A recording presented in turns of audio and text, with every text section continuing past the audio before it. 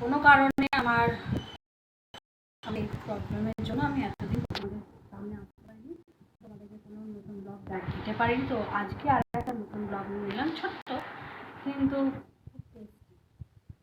তো আজকে ব্লগের এটাই যে আজকে কী কী রান্না করেছি, কী কী খাবো সেটা দেখাবো। আর রাত্রে তোমাদের কাছে আর একটা নতুন ব্লগ নিয়ে আসবো।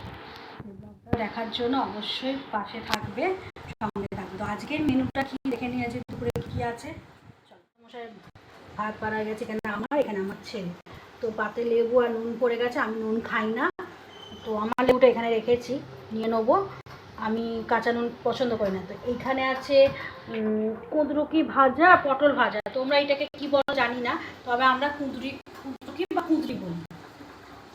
আর এখানে আছে দেখো মুসুর ডাল, মুসুরি একদম পেঁয়াজ কাঁচা লঙ্কা দিয়ে সাঁতলেছি। এখানে আছে এটা কি বলো তো বন্ধুরা, এইটা সবারই প্রিয় মাছের ডিমের বড়া ভাজা, পেঁয়াজ কাঁচা লঙ্কা দিয়ে মাছের ডিমের বড়া ভাজা। এইখানে আছে দেখো বন্ধুরা চিংড়ি মাছগুলো দেখো। তো আমি অনেকে চিংড়ি মাছের মাথা খোসা অনেক কিছুই রাখে, কিন্তু আমি রাখি না, আমি সমস্তটাই ফেলে দিই। তো এইখানে আছে চিংড়ি মাছ আর মাছের ডিমে কিছুটা বড়া করে ঝাল করেছে। এই বড়াগুলো তো আবার অবশ্য পেঁয়াজ দেওয়া নেই, শুধু প্লেন ভেজে বড়া ভেজে পেঁয়াজ দিয়ে চিংড়ি মাছ দিয়ে বড়া দিয়ে ঝাল করেছি। কী বলবো, ডিমে ভুজিয়া করেছি, ভুজিয়া করে আলু দিয়ে তরকারি করেছি, কেন আলু ছাড়া তো আর ভাত খাওয়া যায় না।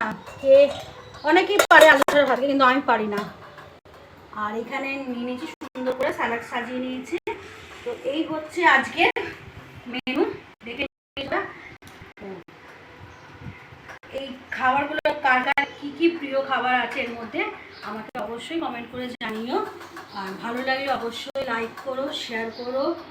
আর আমার চ্যানেলটাকে এগিয়ে নিয়ে যাওয়ার জন্য অবশ্যই আমার চ্যানেলটাকে সাবস্ক্রাইব করো, আমার পাশে থেকো, আমাকে ভালোবেসো। ভালো থেকো, সুস্থ থেকো, সন্ধ্যেবেলা আবার দেখা হবে।